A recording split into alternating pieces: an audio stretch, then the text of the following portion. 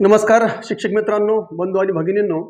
मागच्या तासिकेला आपण नाम आणि नामाचे प्रकार, शब्दांच्या जातीमधला जो काही पहिला आपला टप्पा होता किंवा पहिले जे घटक होता ते होतं नाम आणि नामाचे प्रकार. आज आपण आजच्या तासिकेमध्ये आपण सर्वनाम आणि सर्वनामाचे प्रकार बघणार आहोत. आशा आहे की तुम्ही नाम आणि नामाचे प्रकार जे आहेत तो चांगला व्यवस्थित त्याचा सराव केला असेल आणि आणखी काही त्याच्यामध्ये वाढ केली असणार आहे. तर आज आपण सर्वनाम आणि सर्वनामाचे प्रकार पाहणार आहोत. तत्पूर्वी जर मागचा व्हिडिओ बघितला नसेल तर तुम्ही आजच्या व्हिडिओमध्ये त्याची सुद्धा लिंक दिलेली आहे. त्या लिंकवर जाऊन डिस्क्रिप्शनमध्ये त्याची लिंक दिलेली आहे, तो व्हिडिओ आपण बघू शकता. आणि अजून जर कोणी चॅनल सबस्क्राईब केलं नसेल तर नक्की करा आणि यापुढे सुद्धा येणारे सर्व व्हिडिओ बघा, जेणेकरून आपल्याला TET पहिल्याच प्रयत्नात पास हे जे आपलं ब्रीदवाक्य आहे त्या ब्रीदवाक्य आपण या ठिकाणी बरोबर पूर्ण करूयात. तर होऊया आपण TET पहिल्याच प्रयत्नात पास. त्याकरता आपण जाऊया आपल्या मराठीच्या या दुसऱ्या तासिकेकडे, ज्याचं नाव आहे सर्वनाम व सर्वनामाचे प्रकार. बघा, सर्वनाम म्हणजेच काय, तर मागच्या तासिकेला आपण बघितलं की नाम हे जे आहे, आपण प्रत्येक वाक्यामध्ये जो काही नाम आहे ते नाम आलेलं असतं.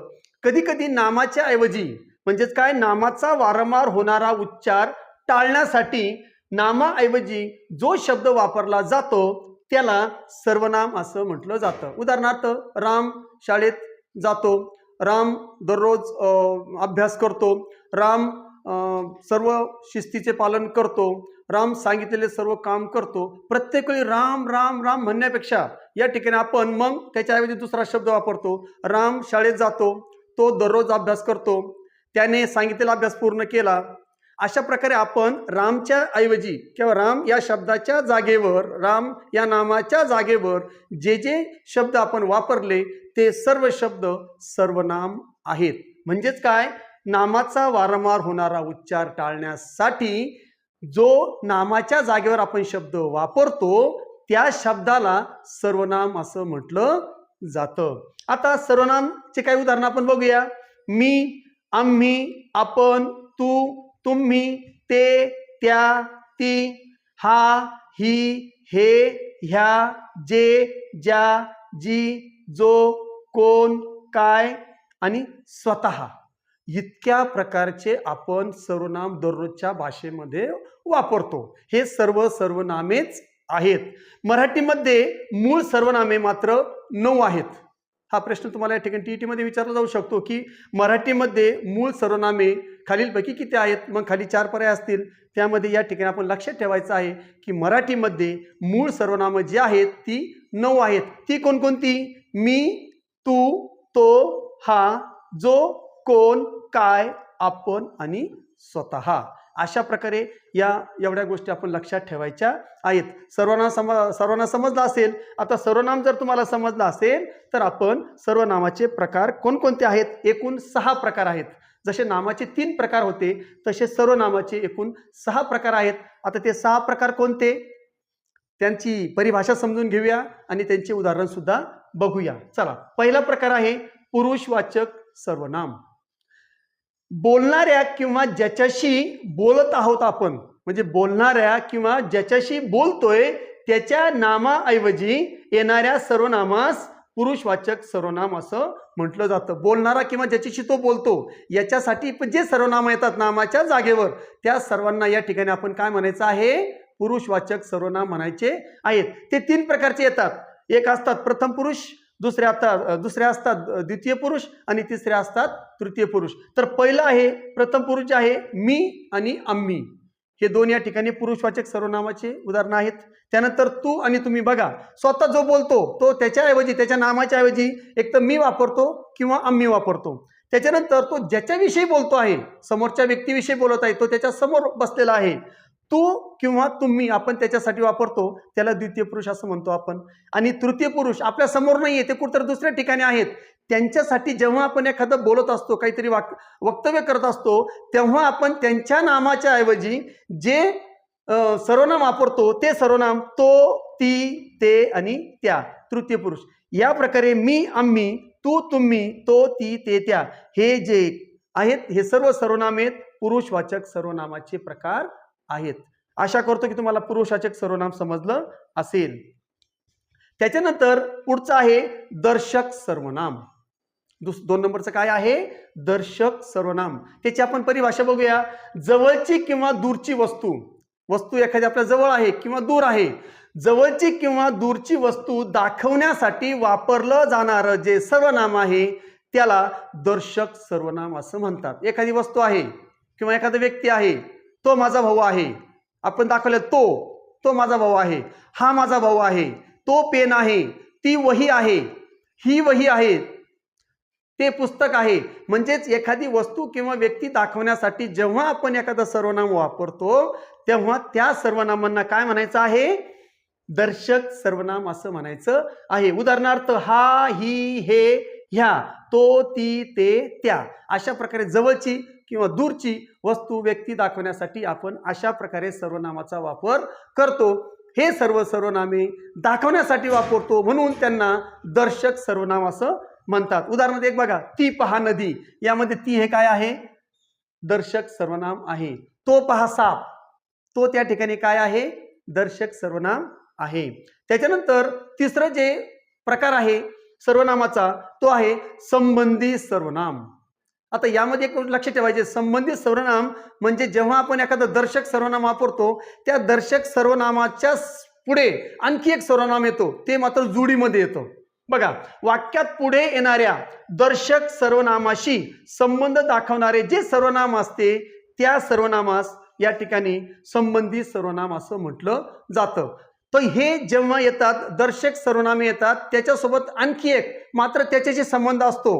जे दर्शक सर्वनाम वापरलं त्या दर्शक सर्वनामाशीच दुसरा आणखी एक सर्वनाम येतं, त्याच्याशी त्याचा संबंध असतो. उदाहरणार्थ जो, तो, म्हणजे येताना एकटा येत नाही. हा जो संबंधित सर्वनाम आहे तो वाक्यामध्ये येताना एकटा कधीच येत नाही, आपल्या जोडीला आणखी एक सर्वनाम घेऊन येतो. अगदी सोपं आहे ओळखायला. कसं बघा, जो, तो, जो करेल तो भरेल, जो करेल तो भरेल, जो आणि तो हे काय आहेत? संबंधी सर्वनाम आहे. त्याच्यानंतर जे, ते, जे येतील ते खातील, जे येतील ते खातील, जे, ते. त्याच्यानंतर ज्याने, त्याने, ज्याने अभ्यास केला त्याने ते पाहून घ्या, किंवा त्याने पहा, ज्याने अभ्यास केला त्याने परीक्षा दिली, ज्याने, त्याने. अशा प्रकारे या ठिकाणी जोडीमध्ये हे सर्वनाम येत असतात. या सर्वनामांना म्हणायचं संबंधी सर्वनाम. जो याचा संबंध तोशी असतो, या जेचा संबंध तेशी असतो, ज्यानेचा संबंध त्याने या सर्वनामाशी असतो. अशा सर्वनामांना संबंधी सर्वनाम असं म्हटलं जातं. एक उदाहरण बघा या ठिकाणी, जो करेल तो भरेल. बघा, जो आणि तो या ठिकाणी जोडीमध्ये आले, म्हणजे जो आणि तो हे कोण आहेत? संबंधी सर्वनाम आहेत. अशा प्रकारचे काही वाक्य तुम्ही बनवायचे आहेत आणि मला त्या ठिकाणी कमेंट्समध्ये टाकायचं आहे. चौथा जो प्रकार आहे सर्वनामाचा तो आहे प्रश्नार्थक सर्वनाम. या ठिकाणी जो काही शब्द आलेला आहे प्रश्नार्थक सर्वनाम, या प्रश्नार्थक शब्दावरून तुमच्या लक्षात आलं असेल की ते सर्वनाम कशा प्रकारचे असतील. नामाऐवजी येऊन, हे वाक्यामध्ये नामाच्या जागेवर येतात, नामाऐवजी येऊन प्रश्न विचारण्याचं काम करतात. म्हणजे जे सर्वनाम वाक्यामध्ये नामाच्या जागेवर येतात आणि प्रश्न विचारण्याचं काम करतात असे जे काही सर्वनामे आहेत हे सर्व सर्वनामे प्रश्नार्थक सर्वनामे म्हणून ओळखले जातात. तर त्या ठिकाणी काय करतात? ते नामाच्या जागेवर येतात वाक्यामध्ये आणि काय करतात? प्रश्न विचारण्याचं काम करतात. त्यामध्ये कोण आणि काय मुख्यत्वे हे दोन वापरले जातात. उदाहरणार्थ, तिथे कोण आहे, तिथे कोण आहे, तर कोण या ठिकाणी प्रश्न विचाराचं काम करतोय म्हणून त्या ठिकाणी हा कोण कोण आहे? प्रश्नार्थक सर्वनाम आहे. समजलं? अशा प्रकारचे जितके पण वाक्यामध्ये येतात आणि प्रश्न विचारण्याचं काम करतात ते सर्व सर्वनामे प्रश्नार्थक सर्वनामे आहेत. जास्तीत जास्त कोण आणि काय अशा प्रकारचे ते वाक्य असतात. त्यामध्ये कोण आणि काय वाक्यामध्ये हे दोन सर्वनामे जास्तीत जास्त वापरले जातात. त्याच्यानंतर पाचवा प्रकार आहे अनिश्चित सर्वनाम. शेवटून दुसरा अनिश्चित सर्वनाम किंवा त्यालाच सामान्य सर्वनाम असं सुद्धा म्हटलं जातं. वाक्यात येणारे सर्वनाम हे कोणत्या नामासाठी आले आहे हेच कळत नाही. म्हणजे एखाद्या वाक्यामध्ये सर्वनाम आलेलं आहे परंतु ते कोणाच्या जागेवर आलेलं आहे, कोणत्या नामाच्या जागेवर आलेलं आहे हे कळत नाही. जेव्हा अशी स्थिती असते आणि अशा प्रकारचा सर्वनाम जर आला की तो कोणत्या नामाच्या ऐवजी आला आहे, हेच कळत नाही, अशा वेळेस समजून घ्यायचं की तो या ठिकाणी अनिश्चित सर्वनामचा प्रकार आहे. वाक्यात येणारे सर्वनाम हे कोणत्या नामासाठी आले आहे हे निश्चित सांगता येत नाही, तेव्हा त्या सर्वनामास अनिश्चित सर्वनाम असं म्हटलं जातं. वाक्यात येतो तो सर्वनाम वाक्यात येतो, पण तो कोणत्या नामाच्या ऐवजी आलेला आहे हेच कळत नाही. जेव्हा अशा प्रकारचा सर्वनाम येईल तेव्हा समजून घ्यायचं की तो अनिश्चित किंवा सामान्य सर्वनाम आहे. उदाहरणार्थ त्यामध्ये जे सर्वनाम येतात ते सुद्धा कोण आणि काय अशा स्वरूपाचे असतात. इथं मात्र प्रश्न विचारण्याचं काम करतात, इथं मात्र ते कोणाच्या जागेवर आलेले तेच कळत नाही.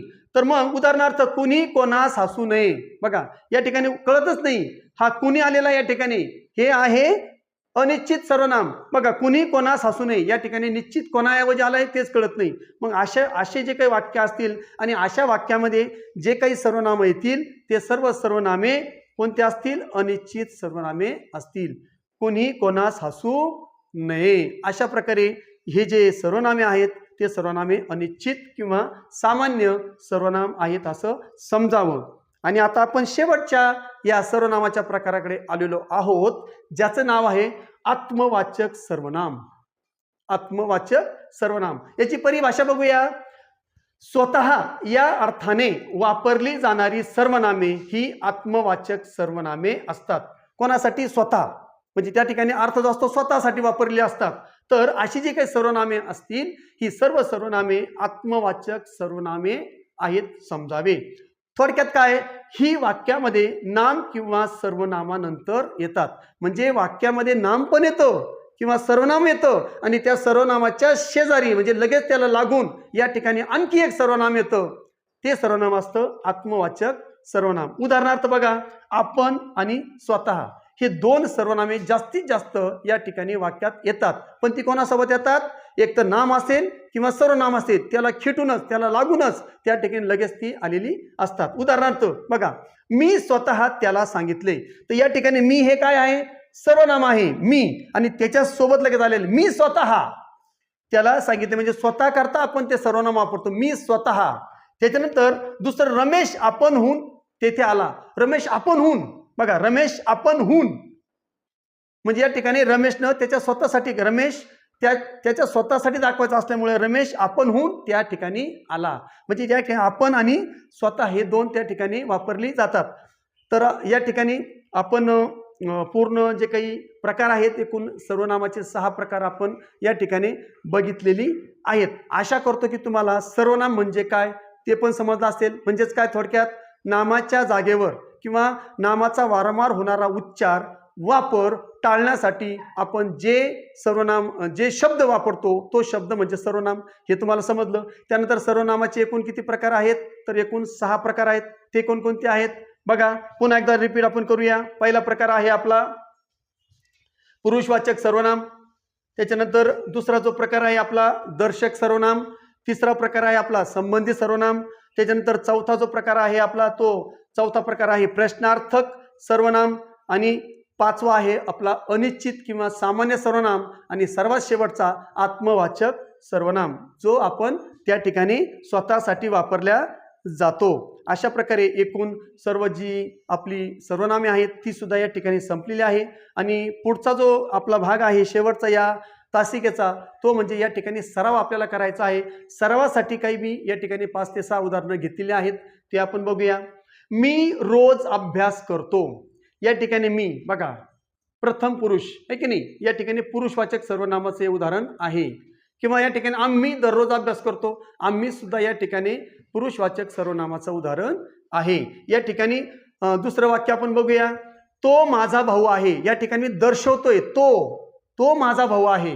तर या ठिकाणी जेव्हा आपण एखादं दर्शवण्यासाठी, दाखवण्यासाठी एखादं सर्वनाम वापरतो तेव्हा त्या ठिकाणी ते जे सर्वनाम आहे ते दर्शक सर्वनामाचं उदाहरण आहे. त्याच्यानंतर पुढे बघा तुम्ही, जो चिकाटी करेल तो यशस्वी होईल. जोडीनं आलंय, आपण शिकलोय जोडीनं. जर जोडीनं आला असेल तर ते आहे संबंधी सर्वनाम. जोडीमध्ये येतं ते लक्षात ठेवा. तुझ्या पिशवीत काय आहे? काय आहे, बघा या ठिकाणी प्रश्न विचारण्याचं काम केलेलं आहे. आणि जो सर्वनाम प्रश्न विचारण्याचं काम करतो तो असतो प्रश्नार्थक सर्वनाम. कुणी काहीच करू नये. निश्चित कळतच नाही कोणाच्या जागेवर आलाय तो. कुणी काहीच करू नये, कुणी काहीच बोलू नये, कुणी काहीच खाऊ नये. अशा प्रकारे जेव्हा या ठिकाणी असं सर्वनाम येतं तेव्हा ते असतं अनिश्चित, कळतच नाही. म्हणजे कळत नाही म्हणजे समजत नाही कोणाच्या जागेवर आलंय, अनिश्चित सर्वनाम. आणि शेवटचं तो स्वतः आपले मत मांडेल. तो बघा सर्वनाम पण आले आणि त्याच्या शेजारी आणखी एक या ठिकाणी सर्वनाम आलेलं आहे. तो स्वतः आपले मत मांडेल. मग स्वतः हे आहे आत्मवाचक सर्वनाम. तरी अशा प्रकारे या ठिकाणी आपण सर्वनाम आणि जे काय आपलं त्याचे प्रकार आहेत सर्वनामाचे हे आपण बघितलेले आहेत. नक्की तुम्हाला समजले असतील. आणखी जास्तीत जास्त तुम्ही सराव करायचा आहे. आणखी एक गोष्ट, आपण जेव्हा शब्दाच्या 8ही जाती पूर्ण करणार आहोत तेव्हा त्या ठिकाणी आपले पुढचे जे तासिका असतील त्या तासिका आपण कमीत कमी 100 प्रश्न जे संभाव्य TET मध्ये विचारले जाऊ शकतात अशा 100 प्रश्नांची एक व्हिडिओ म्हणा किंवा एक तासिका जी असणार आहे ती आपण त्या ठिकाणी उत्तरासहित आपण त्या ठिकाणी डिक्लेअर करणार आहोत. त्याच्यावर सराव आपण तुमचा घेणार आहोत.